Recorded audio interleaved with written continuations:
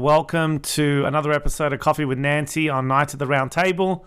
And today we've got a great one. Nancy challenged me to think of a couple of positive things with the new presidency. You know, some of the things that they've done, which I'm happy about seeing. And you asked me to think of four, Nancy, but I might have come short, but I did put some effort in. I don't think you'll be disappointed. And I'm interested to see hear what you've got to say, Nancy. So over to you. All right. So I am a firm believer that we have not two parties, but a uniparty, one party. And it doesn't matter who is president. We continue to bomb. We continue to hate our country of choice, be it Iran, be it Russia, be it China, be it North Korea, be it Vietnam, if you're a little older. We love to hate. We have to have an enemy. And no matter who's president, we do not have single-payer universal health care. We continue to bomb other countries. We continue to hate, and the middle class continues to be gutted. So I'm not a big, oh my God, Biden's president, isn't that awesome? I'm just, or Trump, or anyone else, because really nothing of substance changes. So because it's a new year, and because we have been through COVID and through all of the horrors of 2020, I was thinking, how can we be positive in this podcast? What can we say good about Joe Biden? And I do have a couple of things. So, where's your smile? There, there it is. Nancy. All right. My number one thing that I am going to give to Joe Biden is there is something in the universe called zeitgeist.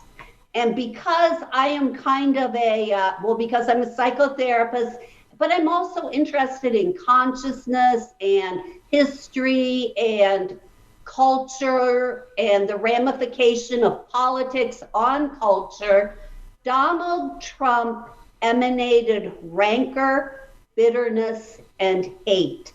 When Donald Trump did not like you, he would call you rancid names, little nicknames that were cruel, cutting, biting.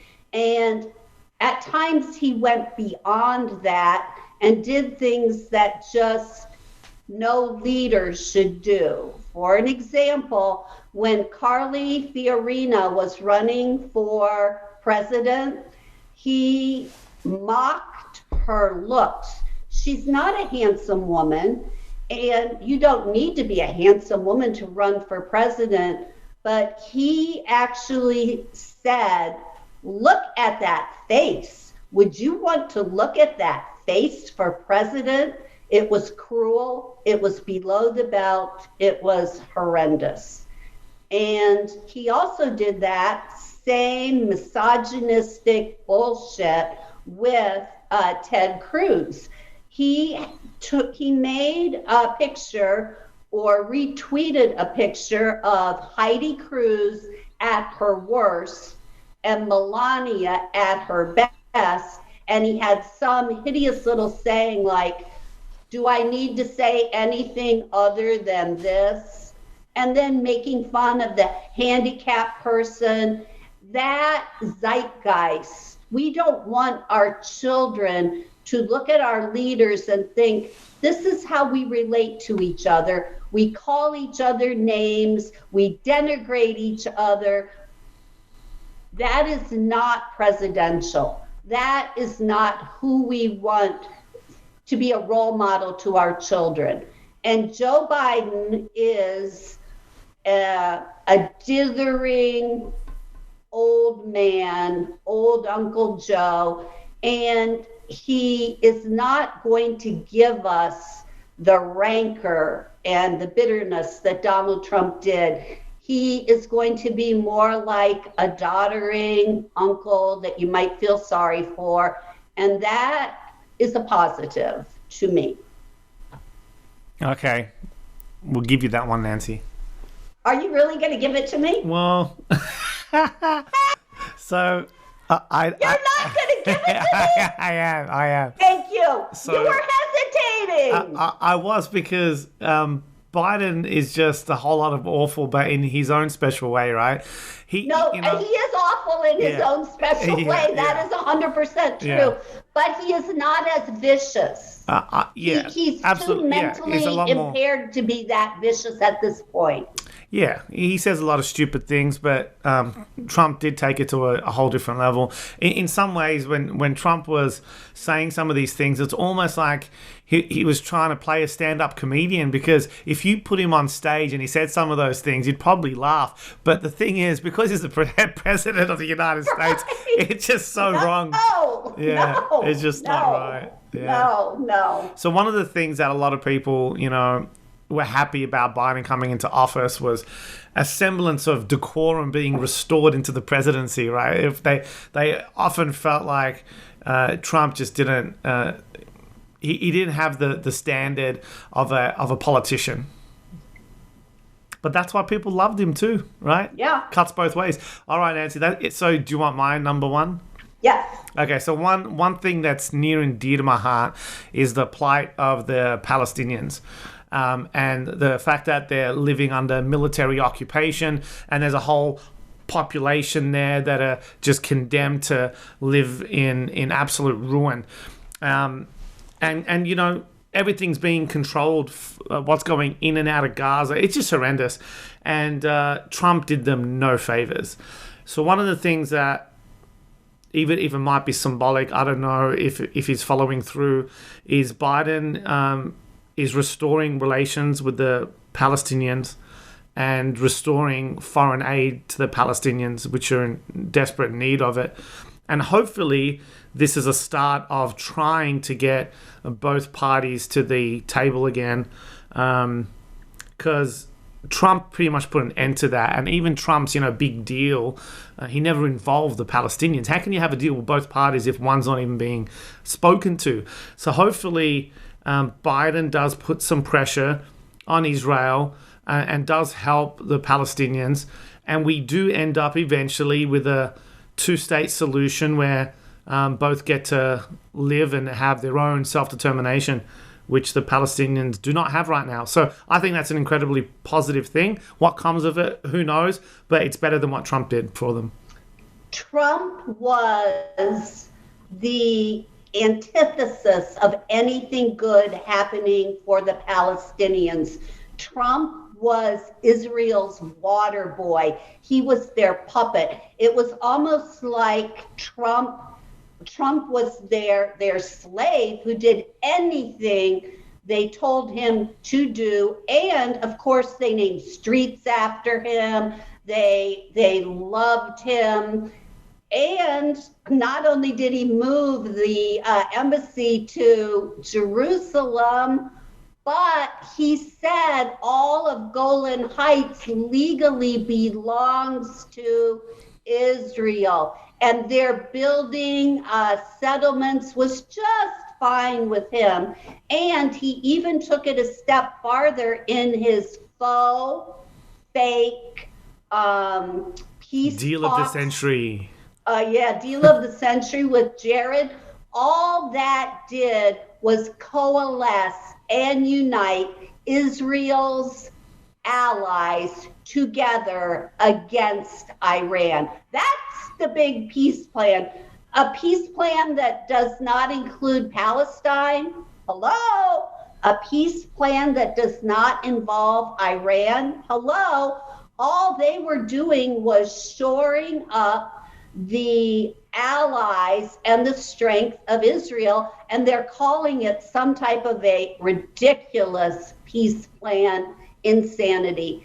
And I am with you on this is one positive Joe Biden thing, because just saying we are going to reinstate aid to Palestine legitimizes Palestine, that we are going to recognize them legitimizes legitimizes them, where Donald Trump literally took Palestine and crushed it under his heel as if they were dirt, as if they were nothing. And this is definitely better than Donald Trump's treatment of Palestine. Now, along those lines, I do not understand, and we're supposed to keep it positive. I need help. But I don't understand how Biden can have the hypocrisy of denigrating the Chinese with the Uyghurs and not castigating Israel for their treatment of the Palestinians. Like, are you kidding me? Like, what's with that? Well, one's got a lot more power on the political stage than the other, right? So, okay, so what's your second? Okay, my second one was Palestine because that is also near and dear to my heart because I have a Palestinian grandbaby. So it is, well, we have to say, a though, son-in-law and everything. Well, not only that, your grandchild, little Hannah Banana, is part Ashkenazi Jew, part Palestinian, part Australian, part Polish, part Irish, part Russian, Jordanian, part Russian. She's pretty much the United Nations. So she is. I love that about her. That's why she's so gorgeous. Yeah, she's beautiful. Anyway, so maybe she's the future, right, of peaceful negotiations. Number 3 for me is going to be Betsy DeVos, who was the Secretary of Education, who was a monstrous human being. And now I sound like Donald Trump calling Betsy DeVos names, but I cannot help myself. She was a born-again Christian who believed in white charter Christian schools being funded by the federal government, and she cut the budget for public education by billions of dollars, not millions, billions, 8% budget cut. And she cut out program after program after program for inner city schools for the children and the parents who needed help the most. She wanted to gut those inner city schools, and this administration in general was not underclass friendly. This administration, this Secretary of Education, was not in business to lift up those in the underclass. This was an administration that lived and breathed for the corporate elite as they were touting their love for the middle class. It was the elite, the corporate elite, that got these huge tax breaks. And this is the fault of both the Democrats and the Republicans. But on the COVID stimulus packages, that money didn't go for COVID things. It went insanely to things that were like Joel Osteen's "Praise the Lord, Jesus loves you" church got $4 million, the last thing they needed. The Roman Catholic Church got over $1 billion of COVID stimulus money. And this is not to mention what the corporations got. So I have a love of the underclass. I have a love and a belief that education is the only key to take the underclass out of that milieu of crime and drugs.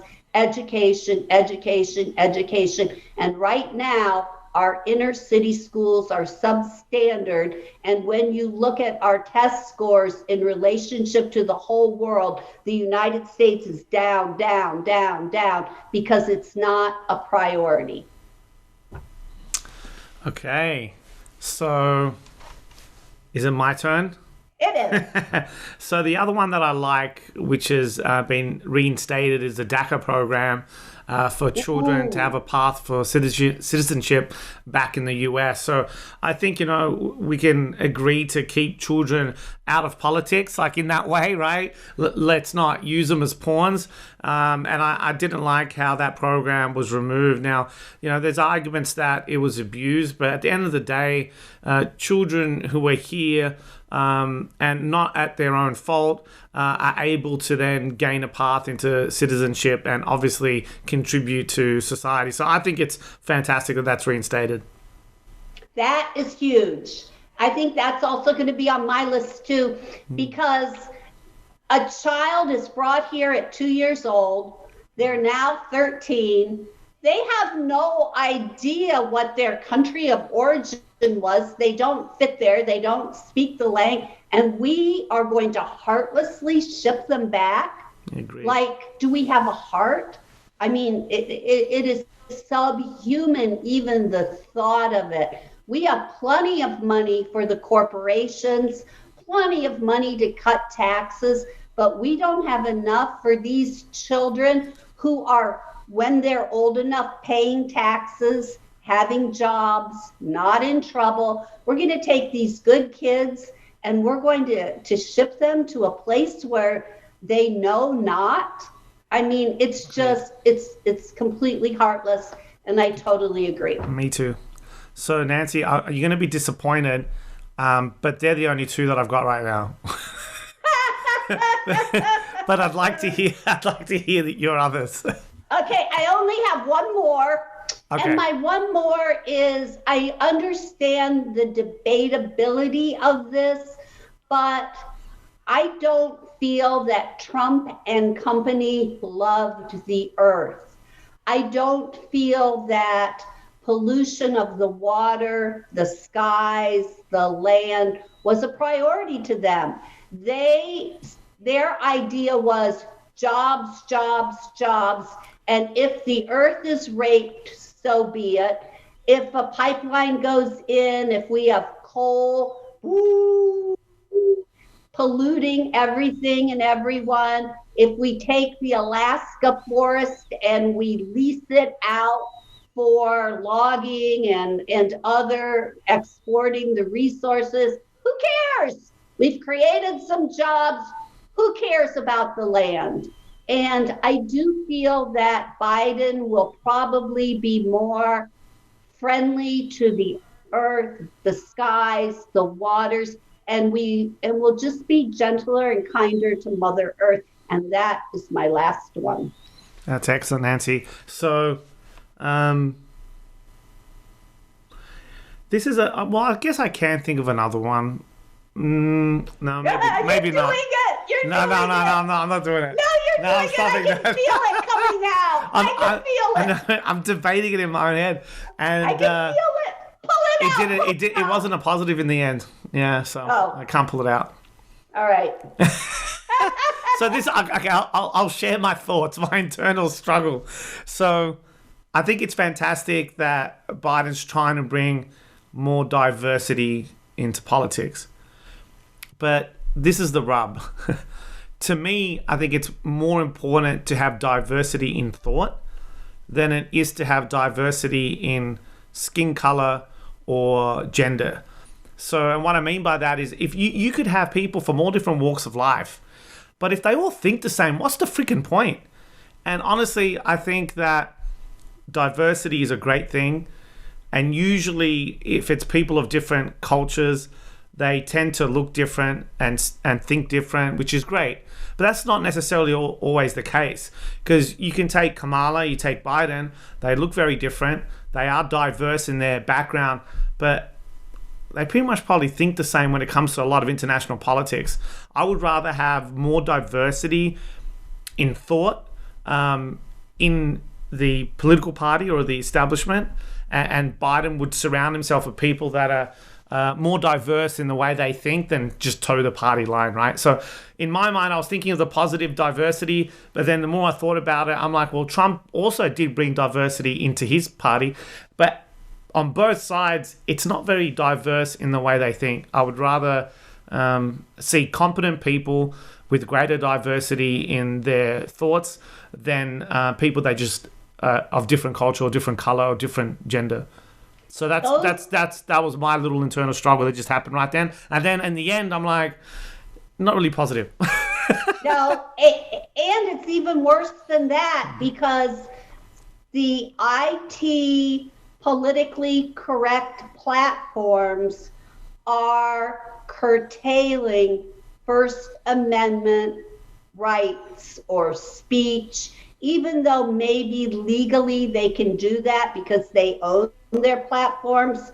But the very fact that right and left, if you don't think the way they do, if you are pro-Trump, if you are pro this, you're gone. And so diversity of thought is literally going away. Exactly like you say, it's not just that they're not represented, they are being deplatformed.